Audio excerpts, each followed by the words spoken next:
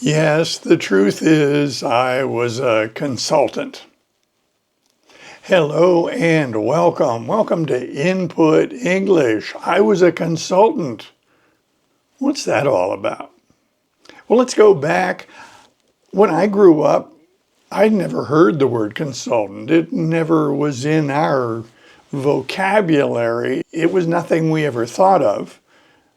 The traditional patterns that I saw with the kids at school was their dad would work at a job and would work on the weekdays and would get paid a salary and would stay in that job a long time.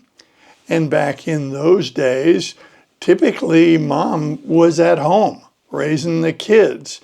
These are stereotypes. These were the patterns that I grew up with in my youth when I was in school. Change is constant. In the modern era, moms tend to have jobs. They work outside the home. That stereotype doesn't necessarily exist any longer. When I became a consultant, I was working as a scientist in a laboratory run by the U.S. federal government, and I was on the East Coast of the United States. I got a phone call one day from a nonprofit in Denver.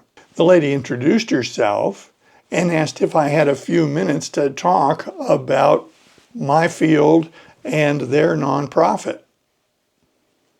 There was quite a nexus between the two. We had a lot of things in common. It was a long conversation. It was very interesting, and she knew her stuff. She was very well informed and super articulate. The long and the short of it was that I was offered to come out and visit and look over their organization. We arranged a plane ticket and I took some time off to make the trip. While I was there, I met members of their board for the nonprofit and the staff of this nonprofit. While I was there, they offered me a consulting position with their organization, part-time, to provide consulting services. So what is a consultant? What is this term of art that I've come up with? What is a consultant? Well, with an organization like this nonprofit, a consultant is someone from outside, someone who is not on the staff, not on the board, not in leadership, but someone from outside the organization that brings something to the organization that's not necessarily available in-house. So a consultant can bring information, expertise, fresh ideas. Consultants can do a lot of good for organizations. They are not necessarily well received by all. Years ago, someone explained to me that their view of a consultant was someone from out of town with slides, someone whose credibility was based on being from elsewhere and having a clever slide presentation. So what's a slide? Well, this is a slide. This is a 2x2 slide, and this was the technology for making presentations back then. These would be placed in a projector and projected on a screen in a darkened room, and then the presenter would have a remote, usually with a wire, and would be able to advance the slides. So instead of having one of these, you would have lots of these. This is a page of 2x2 slides, and then these would be placed in a carousel. So what is a carousel? Well, when you say carousel, the word carousel suggests something round, because a carousel is an amusement ride that you take your family or children and they ride horses and they go around in circles, and it's for entertainment. So that is a carousel. But the Kodak Corporation created this product, which is a box that contains a carousel, or might contain a carousel. So there is a round device, and in it you can place 80 slides. Some carousels hold more than 80. So when I started this consulting gig, I used a term of art, gig. What is that? Gig. The term gig comes from musicians, because if a musician gets a job, it's not a long-term salaried job. It's a short-term engagement, and they get paid for their work, but it's a very short period of time, and musicians call those engagements of employment for a very short period of time a gig.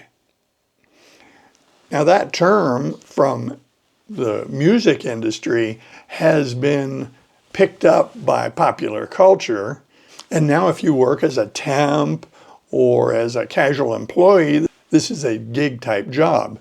An Uber driver has a gig job. So you will hear this term gig, but it is also used in a slang way for a job, a regular job, or in this case, a consulting job. So you could say I had a gig as a consultant with this nonprofit.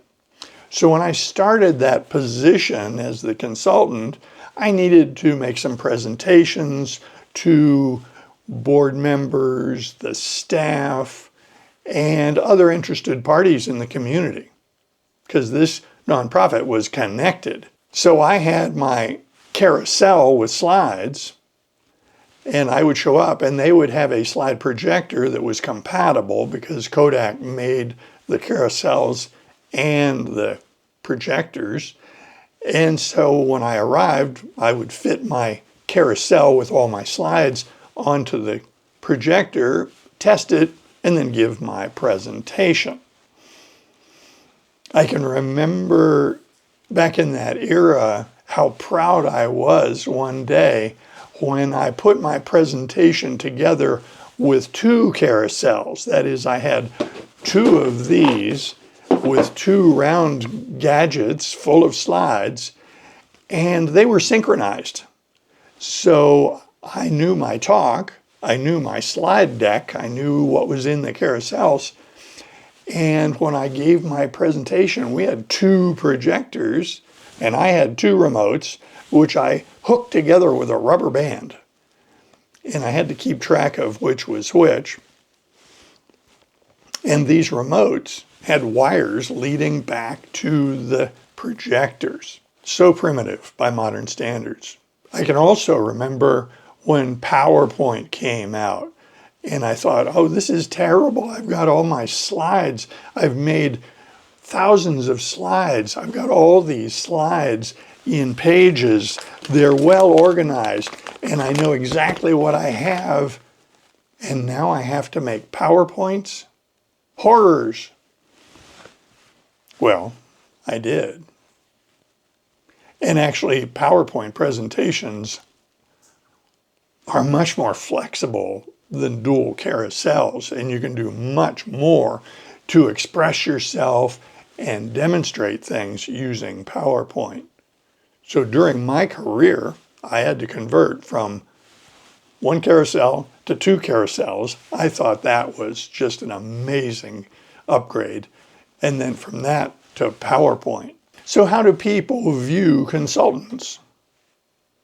Well, for the organization, that is the senior staff, the leadership, and the board of this nonprofit, having a consultant like this brought in a lot of expertise.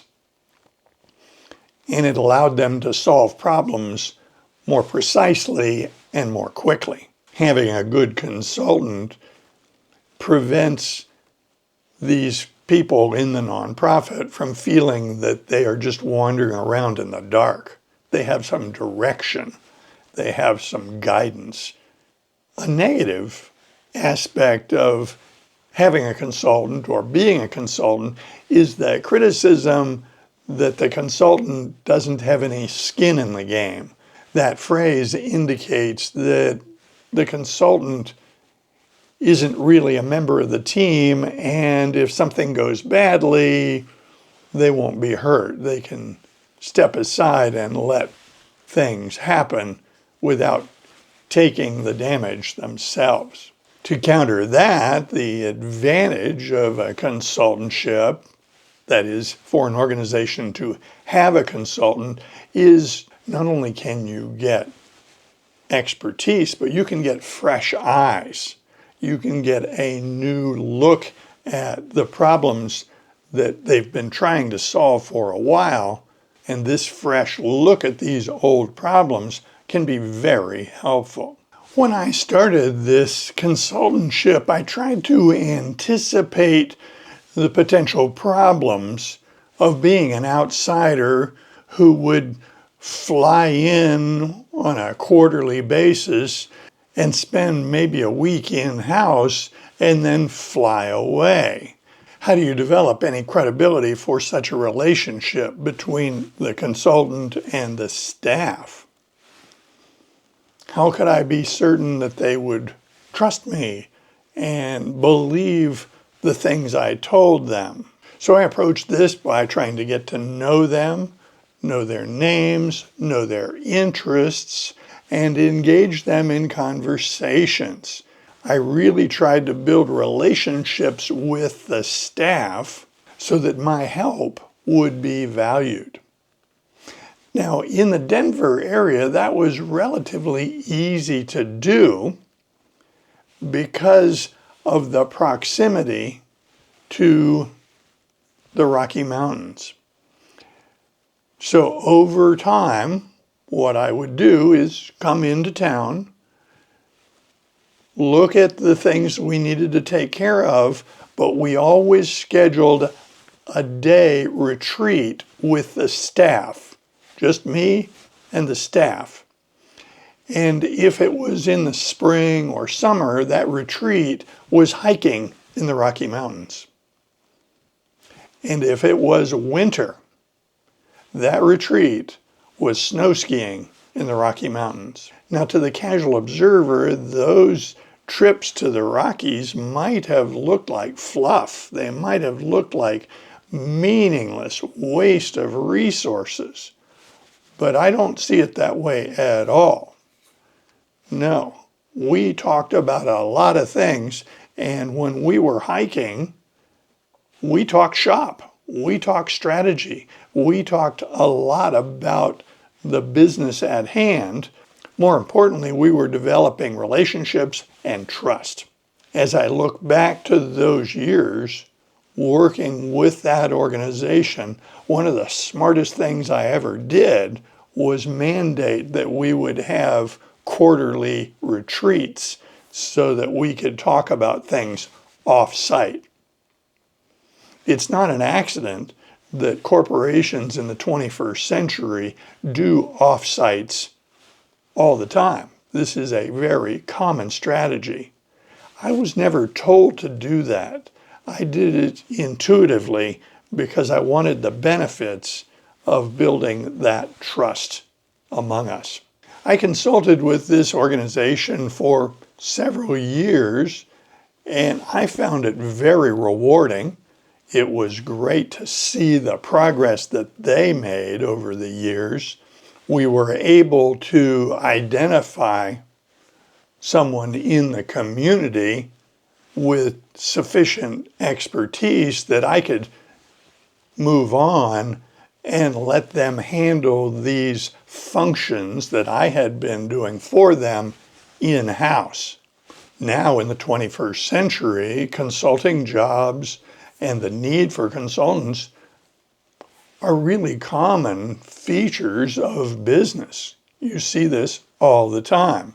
Also, you see that people don't necessarily follow the old-fashioned pattern of having one job for their entire life. No, it is common for people to change jobs from time to time and maybe even change the field in which they work. What this tells me is that really in the 21st century, our ability to learn new things is a fantastic survival tool for all of us. The world is changing. I don't need to tell you that. It is changing, and our ability to adapt as humans should take advantage of our number one superpower, which is the ability to learn new things. That's the end of this episode. I hope you enjoyed it. I invite comments below, and I hope you join us in future videos. See you soon.